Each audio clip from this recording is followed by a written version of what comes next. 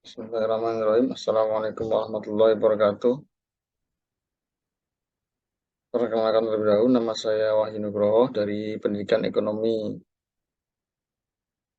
kelas A Universitas Pancasakti Bekasi.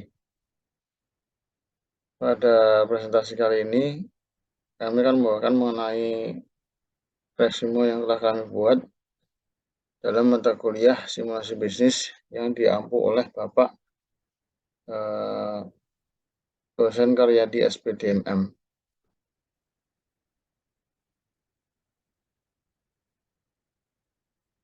Selanjutnya, baiklah kita mulai saja. Yang pertama ada simulasi bisnis sangatlah penting untuk dijalankan supaya untuk eh, melihat atau untuk mendapatkan persentase keberhasilan lebih tinggi, dapat untuk meminimalisir penyebab kerugian bisnis. Yang selanjutnya bisa untuk mencari sumber modal dari investor dan menentukan ide bisnis supaya tidak salah dalam mengambil peluang. Dengan penyajian yang menarik, tentunya investor akan tertarik untuk menanamkan modalnya dan juga bisa melihat tingkat persentase yang besar dari keberhasilan bisnis. Tentu mereka akan sangat-sangat antusias. Selanjutnya ada materi peluang dan rencana bisnis. Peluang berarti kesempatan dan usaha, yang berarti pula upaya untuk mencapai tujuan yang diinginkan dengan berbagai daya yang dimiliki. Sederhananya, peluang usaha adalah suatu kesempatan yang dimiliki oleh seseorang untuk mencapai suatu tujuan. Sedangkan rencana bisnis atau bisnis plan adalah dokumen atau pernyataan tertulis yang berisi tujuan sebuah usaha dan bagaimana cara pebisnis meraih target bisnis tersebut. Perencanaan bisnis merupakan langkah penting sebelum menjalankan strategi bisnis apapun untuk membantu mempentingkan sebuah elemen yang dibutuhkan agar dapat mencapai kesuksesan dalam melakukan bisnis.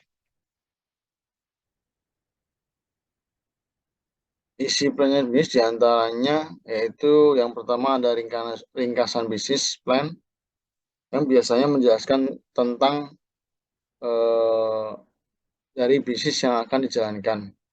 Yang kedua ada visi misi, biasanya visi tujuan jangka panjang dan mengapa bisnis ini pantas untuk dijalankan. Yang ketiga ada ikhtisar lingkungan bisnis, biasanya menjelaskan mengenai peluang pasar, tempat beroperasi dan pangsa pasarnya, serta resiko dan tantangan sebagai investor. Yang keempat ada menguraikan strategi dan taktik untuk mengeksploitasi peluang dan meminimalisasi resiko. Yang kelima ada perkiraan keuangan, biasanya menguraikan proyeksi hasil operasi dan kebutuhan pendanaan yang biasanya untuk tahap 3 atau 5 tahun ke depan. Yang terakhir adalah lampiran. Pengusaha menggunakan lampiran untuk menyediakan dokumen pendukung atau bahan lain yang dibahas di bagian sebelumnya sebagai bukti penguat yang akan disajikan kepada investor. Selanjutnya ada materi karakteristik bisnis kreatif dan inovatif. Bisnis yang kreatif mengutamakan ide yang ada pada sumber daya manusia. Sumber daya yang tidak akan pernah habis selama manusia itu masih ada. Di sini mempunyai karakteristik sebagai berikut. Yang pertama ada bereksplorasi dengan ide dan gagasan dari kreator mereka. Yang kedua ada suasana santai dan menyenangkan, yaitu biasanya usaha-usaha kreatif itu memberikan suasana yang santai dan menyenangkan, misalnya dengan berpakaian casual atau bekerja tidak terikat dengan waktu. Yang ketiga ada pengembangan sektor industri kreatif, Yang keempat ada tantangan perubahan teknologi, yaitu biasanya untuk bisnis-bisnis kreatif ini sangat tergantung pada perkembangan teknologi. Jadi semakin teknologi itu maju, otomatis perlu kreativitas lebih untuk memanfaatkan teknologi baru tersebut. Yang kelima ada tantangan bersaing bisnis, bisa dari dalam dan luar negeri karena bisnis kreatif ini memang sangat menarik ya, untuk mulai untuk digagas. Yang keenam ada tantangan maksudnya budaya asing. Persaingan bisnis kreatif kalau tidak bisa memanfaatkan budaya sendiri maka akan terkikis oleh budaya asing yang masuk, dan hampir mayoritas manusia lebih tertarik dengan sesuatu hal yang baru. Jadi diperlukan kreativitas lebih untuk menginovasi budaya dari bangsa sendiri. Contoh industri diantaranya ada periklanan, film, fashion, kerajinan, layanan software, dan semua bentuk bisnis yang mengedepankan pemikiran kreatif. Selanjutnya dari materi pentingnya pengembangan prinsip dalam berbisnis. Saya ambil dari itu bisnis bukan hanya sekedar kerja keras, tapi juga harus kerja cerdas jika ingin sukses dan dapat bertahan dengan bisnisnya. Supaya bisa bekerja dengan cerdas, kita harus mengembangkan potensi diri dalam menambah kreativitas dalam berbisnis. Yaitu cara-cara mengembangkan potensi diri diantaranya yang pertama ada membangun self-disiplin, yaitu membiasakan diri untuk disiplin dengan rutinitas setiap hari.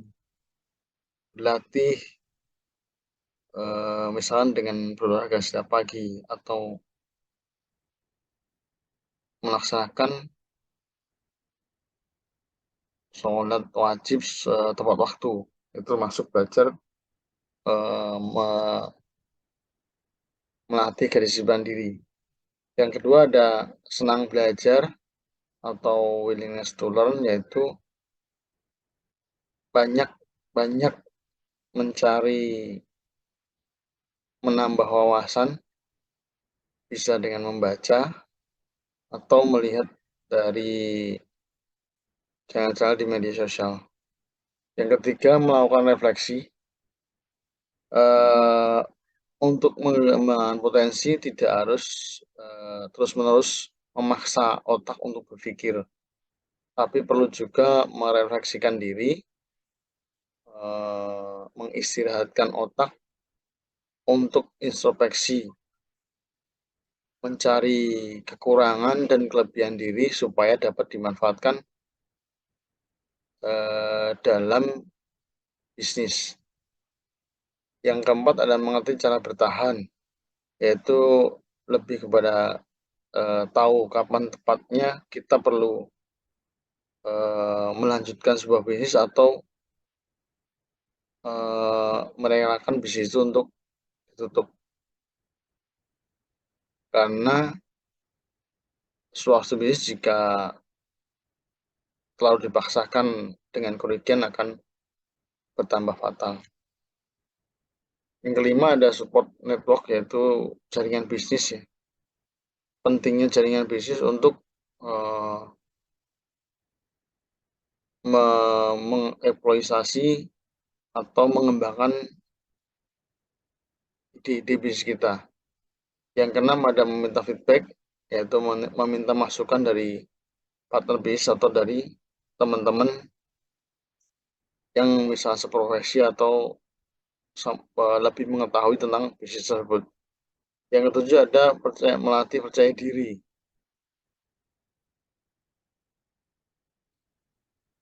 Kita rata-rata kan pasti kalau kita menguasai sebuah ide atau hal-hal yang tidak dikuasai oleh orang lain. Nah, itu pentingnya belajar dari mengembangkan potensi dalam berbisnis.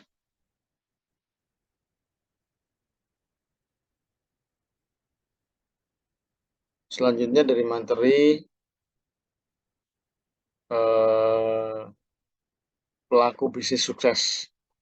Di situ kawan kita membawakan tentang Abdurrahman bin Auf, ya, seorang penguasa Muslim di zaman Rasulullah SAW.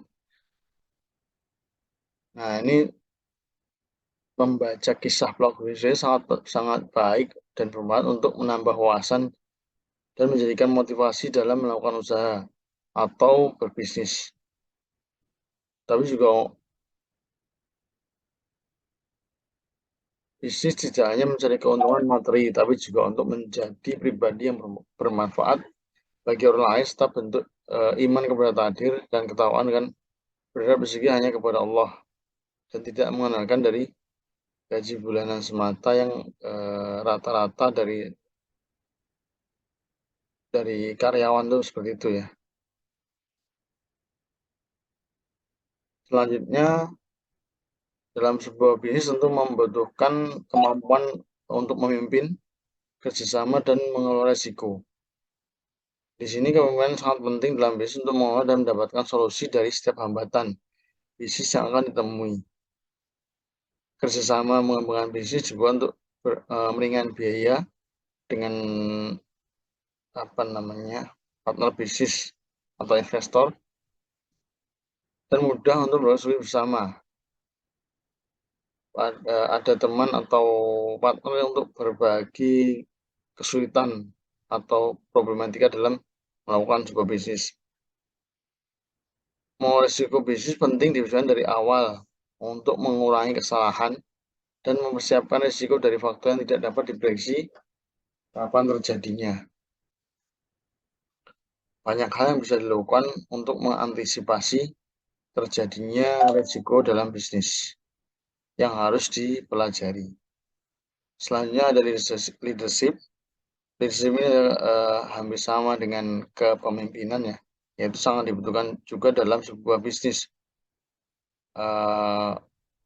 Seseorang yang mempunyai karakter leadership itu mempunyai jiwa pemimpin, bisa menjadi panutan, seseorang yang jujur, pemberi solusi, bisa memberikan komando dalam melakukan kerjasama, dapat memotivasi anggota timnya. Leadership ini sangat penting untuk menggerakkan sebuah organisasi dalam mencapai tujuan bisnis.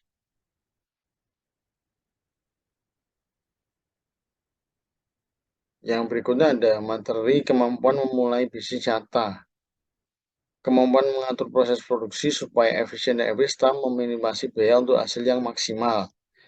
Jadi, seorang penulis harus mempunyai kemampuan untuk mengatur proses produksi, yaitu dibutuhkan kepemimpinan atau leadership supaya proses itu efisien dan efektif, dan meminimasi biaya untuk hasil atau output yang semaksimal mungkin. Kemudian ada kemampuan dalam hal pemasaran, misalnya dalam menentukan harga, menentukan lokasi pasar, dan menentukan strategi marketing yang dipilih untuk memasarkan barang, ide, atau jasa dalam bisnis kita. Yang ketiga adalah sumber daya manusia dan organisasi, yaitu kemampuan menentukan tim atau pekerja yang baik serta berkompeten untuk dapat mendukung proses pencapaian itu dari bisnis yang akan dijalankan, serta mampu menentukan struktur organisasi yang akan dijalankan. Yang terakhir ada kemampuan mengelola keuangan, yaitu penting sekali.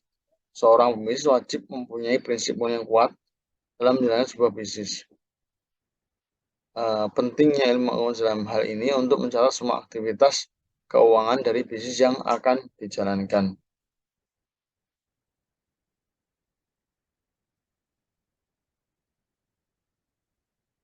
Saya kira cukup untuk materi yang atau resume yang telah saya paparkan.